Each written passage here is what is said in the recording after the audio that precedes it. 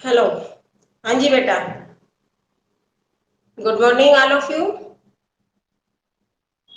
हाँ जी।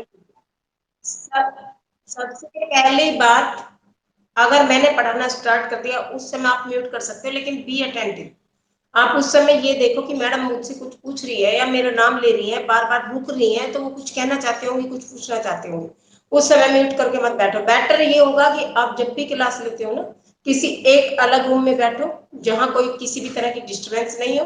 और उसके बाद आप अपने, चाहे इसको फोन को खोल भी लो, कैमरे भी ओपन करके बैठो तो ज्यादा अच्छा, मुझे दिखाई तो दो कि आप क्या पढ़ रहे हो। सेवंथ क्लास के बच्चे जितने टाइम भी मैं पढ़ाती हूँ उनकी बुक्स पे मेरे को एक एक लाइन नजर आती है। वो बिल्कुल कैमरा खोल के बैठते हैं। आपसे तो 3-4 क्लास छोटे हैं, वो बच्चे इतने समझदारी से, इतने केयरफुल होके काम करते हैं। आप लोग क्या हो गया, आपको तुरंत जवाब देते हैं वो। छोटी क्लास में उनका ये हाल है, 10वीं तक आएंगे तो बहुत अच्छे बन जाएंगे, और आप लोग तो बिल्कुल ही डाउन होते जा रहे हैं। बुक्स नहीं होंगी आपके पास, इसको म्यूट करके बैठ जाते हो, टाइम खत्म हुआ क्लास का जब आप आ जाते हो, और क्लास को इसको ऑफ करना भी भूल जाते हो, 10-15 मिनट क्लास चलती रहती है। पूजन, हेलो। ये देख लो ना, स्टार्टिंग से क्लास को म्यूट करके कहाँ का, और बहुत इंटेलिजेंट बच्चा है ये बेचारा। हेलो पूजन, पूरा टाइम हो गया इसको पूजन पूजन करते करते। अभी इसका पहले मैं फोन करती हूँ एक बार मैडम के पास, इससे बात करें। ये म्यूट करके पूरे टाइम क्लास में नहीं होता है। पूजन, क्लास ले लूं पहले, सभी बच्चों का नुकसान नहीं करती, अभी आज इसका फोन करना ही पड़ेगा। चलो, लेट अस वी स्टार्ट। आप अपनी बुक्स निकालिए और सभी अपने कैमरे ओपन करेंगे। ठीक है, कैमरे ओपन कीजिए, बुक और पेंसिल मुझे दिखाई दे। सभी निकाल लीजिए बेटा। ईशु, अमन, सभी निकालो।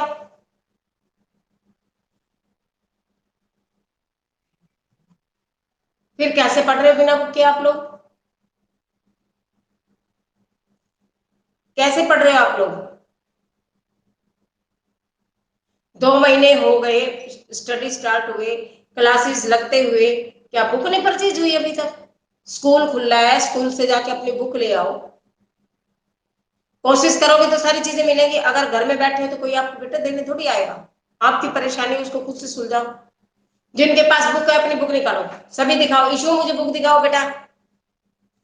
इशू,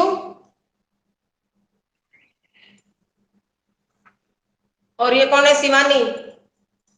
हेलो शिवानी, बुक दिखाओ सभी की। शाबाश, जिन बच्चों ने खोली है ना कैमरे पे, ऐसे फुल टाइम अपनी बुक को ऐसे रखना। Okay Shivani, where is your book?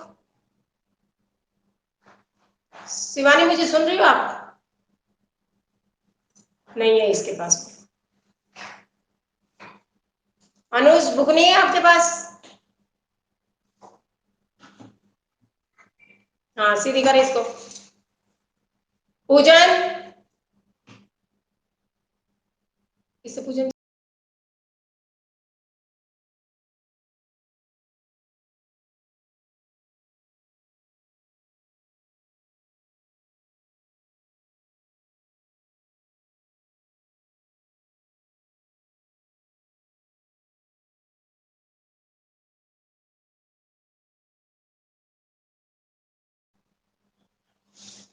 किससे बात करूं? पूजन, हितेश। हाँ हितेश, ये क्यों निकाल देते हो? हाँ, बुक कहाँ है तुम्हारी?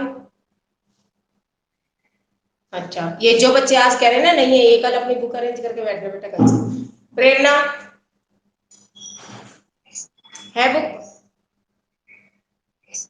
और अंशु, स्क्रीन पे दिखाओ मुझे। अंशु, हाँ अंशु अंशु, ठीक ओके। प्रेम, प्रेम, हाँ। अनुज, अनु, ये अंजलि, अंजलि, हाँ जी बेटा अंजलि। देखो बिना बुक के तो मैं आपको रिकॉर्डिंग भी सुन सकते हो आप। क्यों क्लास में 4 घंटे आप वेस्ट करते हो? सुबह से 8 बजे से 2 बजे तक सभी क्लासेस लेते हो बेटा। रॉन्ग मेथड आपका। आप 2 महीने हो गए आपकी क्लासेस ऑन हुए, आप लोगों को अपनी बुक परचेज कर लेनी चाहिए। देखिए पेपर टाइम पे होंगे, खत्म होने लग जाए, कवर हो जाएगा, जुलाई तक में भी बिल्कुल खत्म हो जाएगा, परिस्थितियां ठीक हो जाएगी। फिर उसके बाद भी तो किताब लेनी पड़ेगी, तो उसको बाद में पढ़ोगे, सिलेबस पीछे हो जाएगा, उसको पहले ही ले लो किताबों को। और आपकी स्टडी तो चल ही रही है, जैसे स्कूल में पढ़ाते हैं वैसे यहाँ पढ़ा रहे हैं, काम तो हो ही रहा है। बल्कि आपको पहले ही अरेंज करनी चाहिए थी। अगर नहीं कर पाए तो अभी भी स्कूल खुला है बेटा, और कोई ना कोई घर से बाहर जाता होगा, पापा जाते होंगे किसी काम से, भाई जाता होगा, कजन, चाचा, ताऊ में कोई ना कोई तो जाता होगा। बुक अपनी अरेंज करो बेटा, बिना बुक के नहीं पढ़ सकते हो आप। ठीक है, लेट अस स्टार्ट। आज का जो हमारा टॉपिक है वो है भारत में विकेंद्रीकरण। हम भारत की बात करेंगे, विकेंद्रीकरण। आप सबसे पहले इसका मतलब समझ जाना चाहिए कि ये विकेंद्रीकरण है क्या। ठीक है, स्टार्ट करते हैं। हमने अभी पेंसिल सभी के हाथों में, जो भी मेन लाइनें होंगी मैं यहीं के ही निशान लगाऊंगी आपको। हमने अभी पढ़ा कि संघीय सरकारें दो या अधिक स्तर वाली होती हैं। दो से ज्यादा स्तर पर जहां भी सरकारें काम करती होंगी, कौन सी व्यवस्था कहलाएंगी? संघीय व्यवस्था। हमने अपने देश में दो स्तर वाली सरकारों की चर्चा की है। ये भारत जैसे विशाल देश में सिर्फ दो स्तर की शासन व्यवस्था से ही बढ़िया शासन नहीं चल सकता। भारत के प्रांत यूरोप के स्वतंत्र देशों से भी बड़े हैं। मतलब कहने का क्या है कि भारत में तो दो सरकारें भी कम है। भारत इतना बड़ा है कि यहाँ दो सरकारों से कम नहीं चल सकता, इसलिए यहाँ पर दो से ज्यादा सरकारें होनी चाहिए और हैं। पहली केंद्रीय सरकार, दूसरी राज्य सरकार या प्रांतीय सरकार, और तीसरी कौन सी है बताइए बेटा? आप कई बार जिक्र कर चुकी हूं मैं, बताओ किसी को पता है तो। कौन सी? स्थानीय सरकार, नगर पालिकाएं और पंचायतें। ध्यान रखना, कभी पूछो तो जवाब देना। भारत के जो प्रांत हैं, जो राज्य हैं, यूरोप के यानी जो यूरोपीय देश हैं उनके स्वतंत्र हुए देशों से भी बड़े हैं। जनसंख्या के हिसाब से उत्तर प्रदेश, अगर जनसंख्या के हिसाब से देखें तो उत्तर प्रदेश रूस से बड़ा है। अंडरलाइन करो इस लाइन को, मेन लाइन है, 1 नंबर का क्वेश्चन बन सकता है। उत्तर प्रदेश की जनसंख्या रूस से भी ज्यादा है। ठीक है, कितनी, मतलब भारत का एक राज्य है लेकिन रूस के मुकाबले में जनसंख्या को धारण किए हुए बैठा है।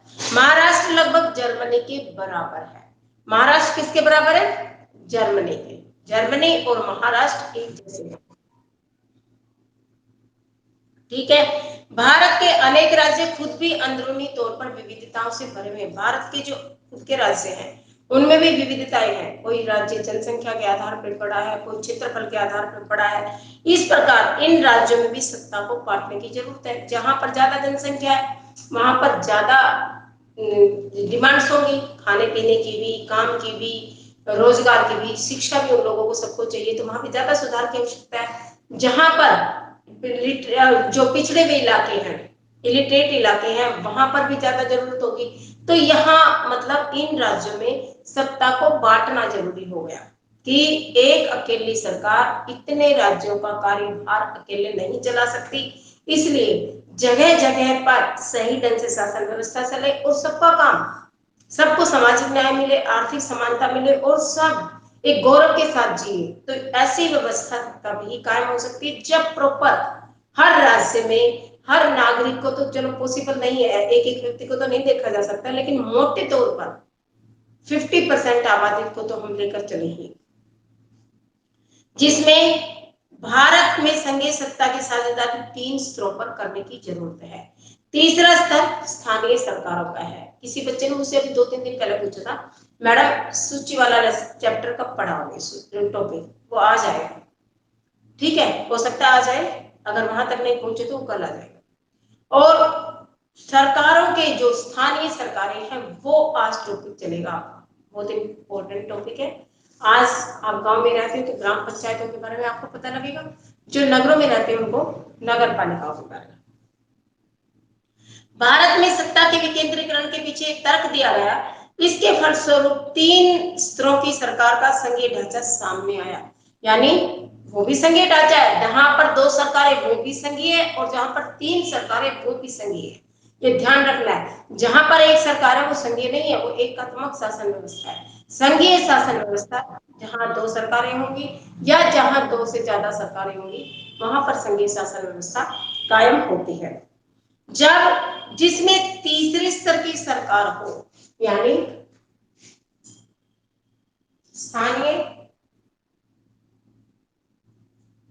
सरकार, ये तीसरे स्तर की सरकार।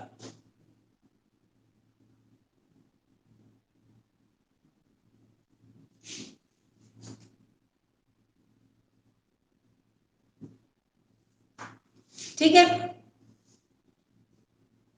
जब केंद्र, जहां पर तीसरे स्तर की सरकार हो उसे हम स्थानीय शासन कहते हैं। स्थानीय, बात को समझना, उस स्थान पर राज करने वाली सरकार।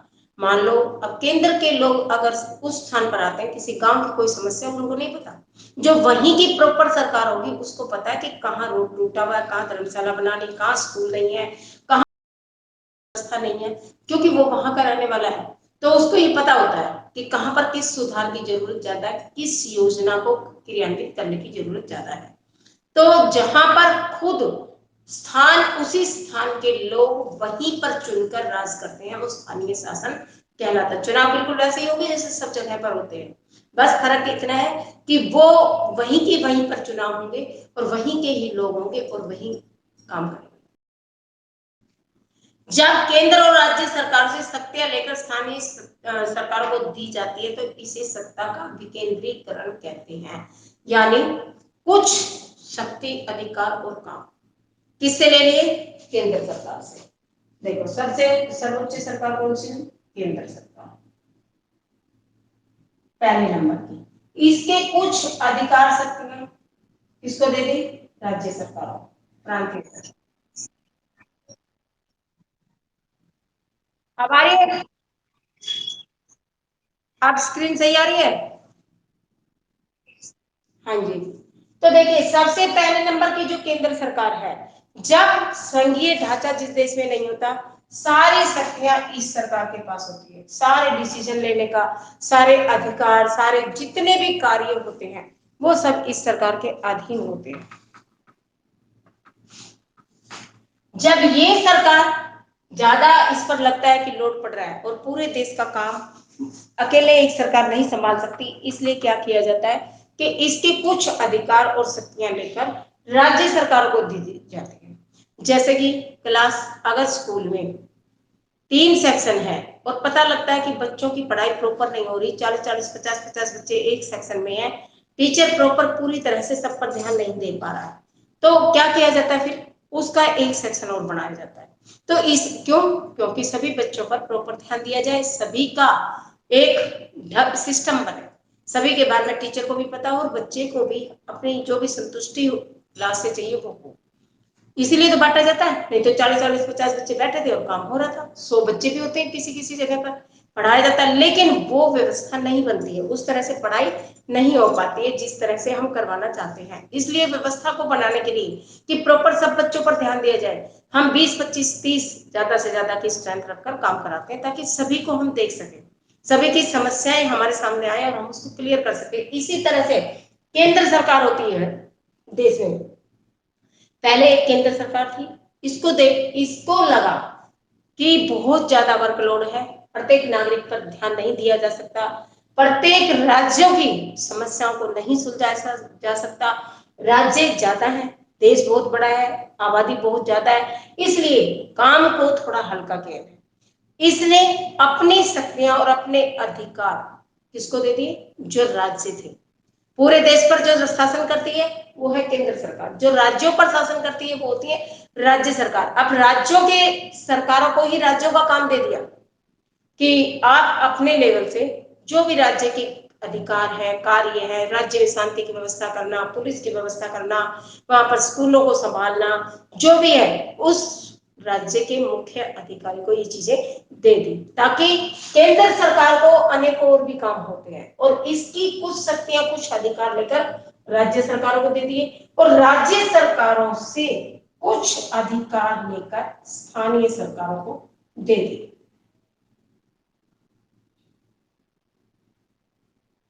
अब केंद्र सरकार होती है पूरे देश के लिए, ये लिख लेना, बहुत अच्छी चीज लिखी है मैंने, पूरे देश के लिए। राज्य सरकार प्रांतों के लिए, राज्यों के लिए, प्रांत और राज्य एक ही चीज है, प्रांतों के लिए काम करती है। और जो स्थानीय सरकारें हैं ये नगर और गांव के, ठीक है। इस तरह से शासन व्यवस्था को कायम किया गया।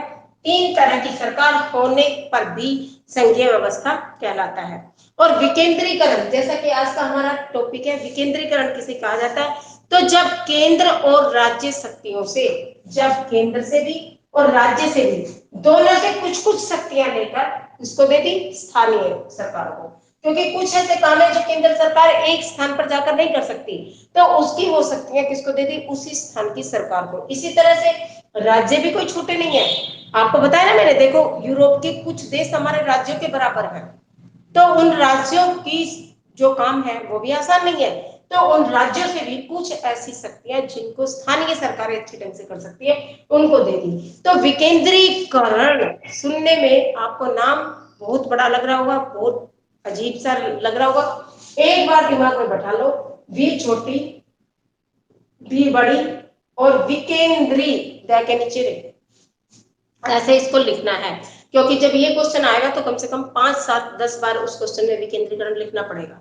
एक बार गलत लिखा 10 जगह सर्कल बन जाएगा। आपकी जितनी ठीक होगी ना करेक्शन, गलतियों के नंबर कट जाएंगे। इसलिए क्वेश्चन को याद करने से पहले आप उसकी एक बार जो भी टिपिकल वर्ड होता है उसको 2-3 बार माइंड में रखा करें और उसको लिख कर देख लिया करें, ताकि क्वेश्चन आपके गलत नहीं हो।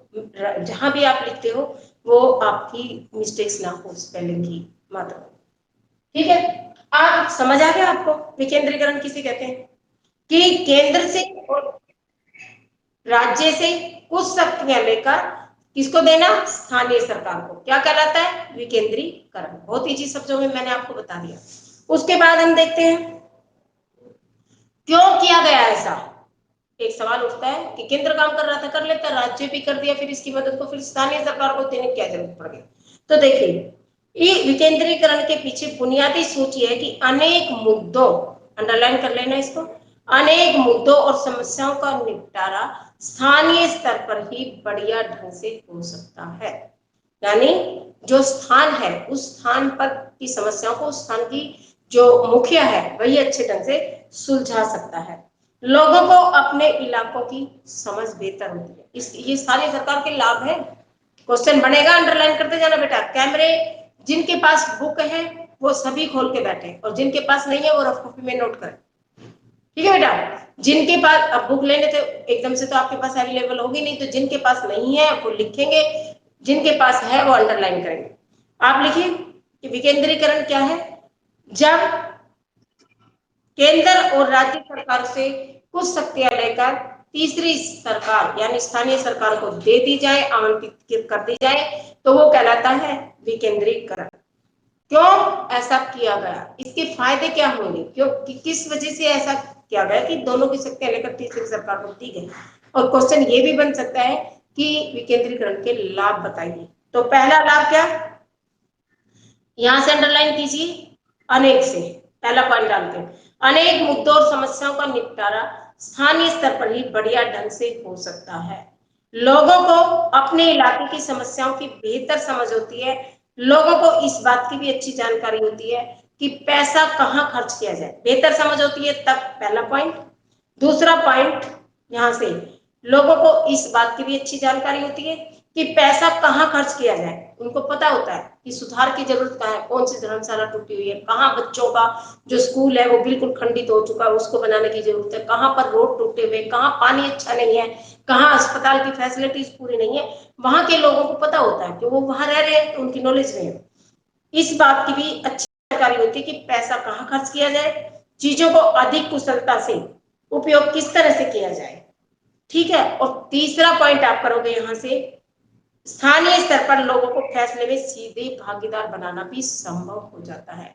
यानी उस स्थान के जो भी फैसले होंगे पंचायत बैठेगी तुरंत और डिसीजन तुरंत हो जाएगा। यानी सीधे भागीदारी बनाना भी संभव, जितने ज्यादा लोग होंगे वो जुड़ सकते हैं। इससे क्या होता है, लोगों को लोकतंत्र भागीदारी की आदत पड़ती है। वहीं के लोग हैं, भाई मीटिंग की खबर कर दिया, शाम को पंचायत की मीटिंग मुनादी करवा दी किसी भी थ्रू से, लोग वहीं के होते हैं, कहीं आना जाना तो होता नहीं, तो सीधे वहीं को पहुंच जाते हैं, एक ही तो गांव के होते हैं, तो उनको आने जाने में परेशानी नहीं, इसलिए वो वहां पर भागीदारी पूरी तरह से ले सकते। इससे क्या होता है, उनको चुनाव के बारे में, लोकतंत्र की प्रक्रिया क्या है, सरकार कैसे राज करती है, फैसले कैसे होते हैं, सबकी आदत पड़ती है। और स्थानीय सरकारों की स्थापना स्वशासन के लोकतांत्रिक सिद्धांत को वास्तविक बनाने का सबसे अच्छा तरीका है।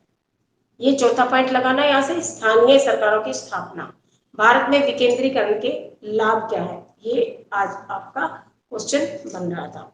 ठीक है, उसके बाद हम चलते हैं नेक्स्ट, विकेंद्रीकरण की जरूरत हमारे संविधान में भी स्वीकार की गई, यानी संविधान में भी इस बात को माना गया कि विकेंद्रीकरण करना बहुत जरूरी है, एक सरकार से दो सरकारों से बात नहीं बनेगी। इसके बाद से गांव और शहर के स्तर पर सत्ता के विकेंद्रीकरण की कोशिश हुई।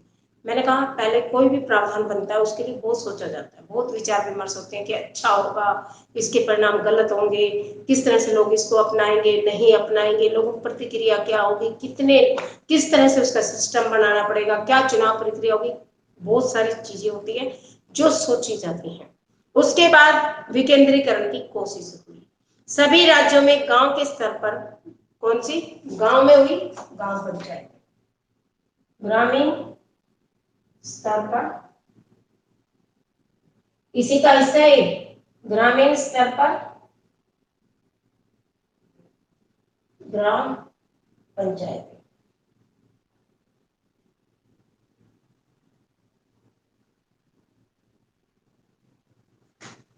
ठीक है, जैसे जैसे पढ़ोगे वैसे वैसे क्वेश्चन निकल के आता है। और शहरों के स्तर पर सत्ता के विकेंद्रीकरण की कोशिश हुई, शहरों में, नगरों में,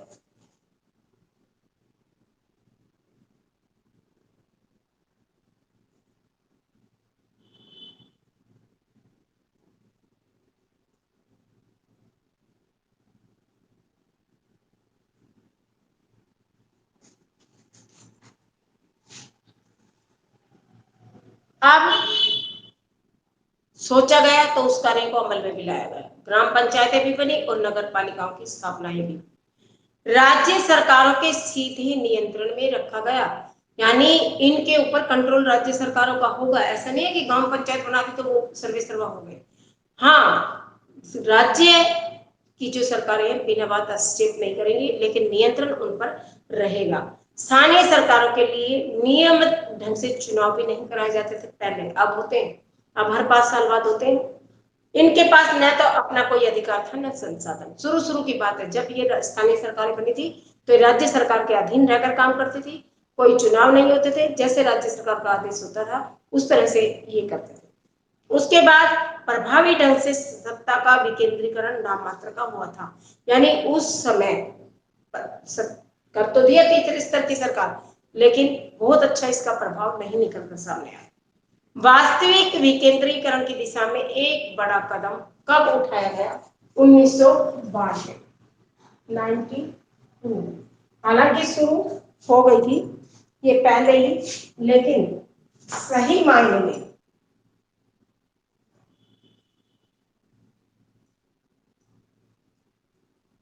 92 में साबित अच्छे तरीके से इनको जग लिया गया।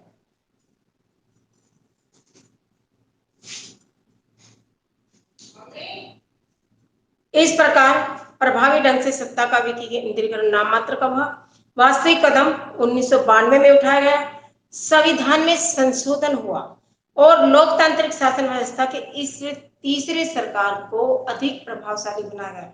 पहले बना दिया, उसके रिजल्ट देखे अच्छे नहीं आए, संशोधन किया और उसमें कुछ बदलाव किए, कुछ शक्तियां, कुछ अधिकार सॉलिड तरीके से स्थानीय सरकारों को दिए। 1992 में साबित हुई संशोधन के बाद, ये जरूर आपको ध्यान रहना चाहिए कि संशोधन के बिना कोई चीज ढंग से अमल नहीं होती, संशोधन के बाद। तो आपसे एक चीज और समझ में आती है कि 1992 में स्थानीय सरकारों का सही ढंग से काम करना सिद्ध हुआ, और इनको पावर जो असलियत में मिली वो मिली 1992 में। अपनी क्लास का टाइम देखो बेटा, नेक्स्ट का टाइम हो ही गया। कल कल आगे से करेंगे, आज इतना ही कर लेना, ठीक है।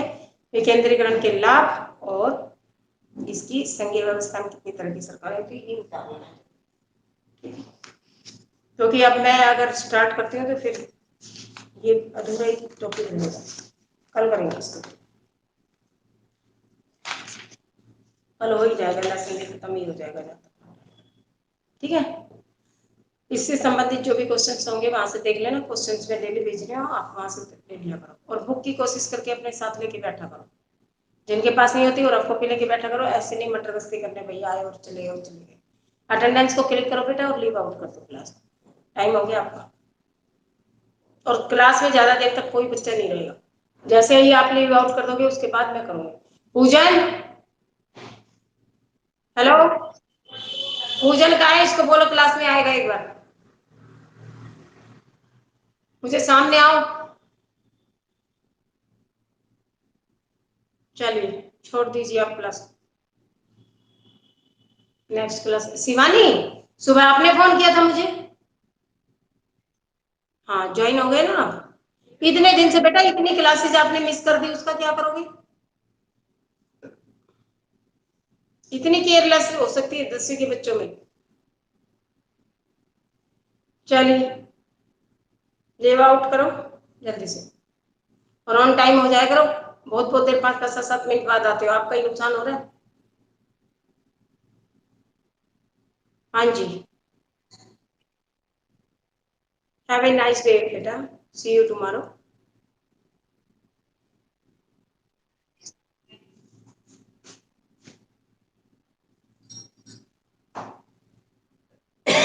पिक भेज दूंगी मैं इसकी, क्वेश्चन से पहले इसकी पिक भेज दो, और जो यहाँ लिखाते हैं फिर कॉपी में नोट कर लिया करो, क्वेश्चन से पहले इसको भी नोट किया करो, कभी सोचो मैडम ने रफ में भेज दिया, इससे आपको याद करने में मदद मिलेगी।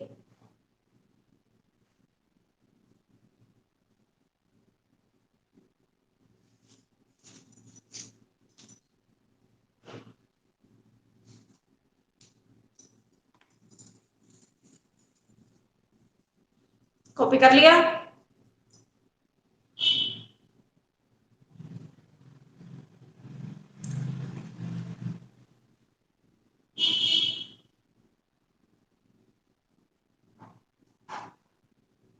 हाँ जी, लीव आउट कर दे क्लास से,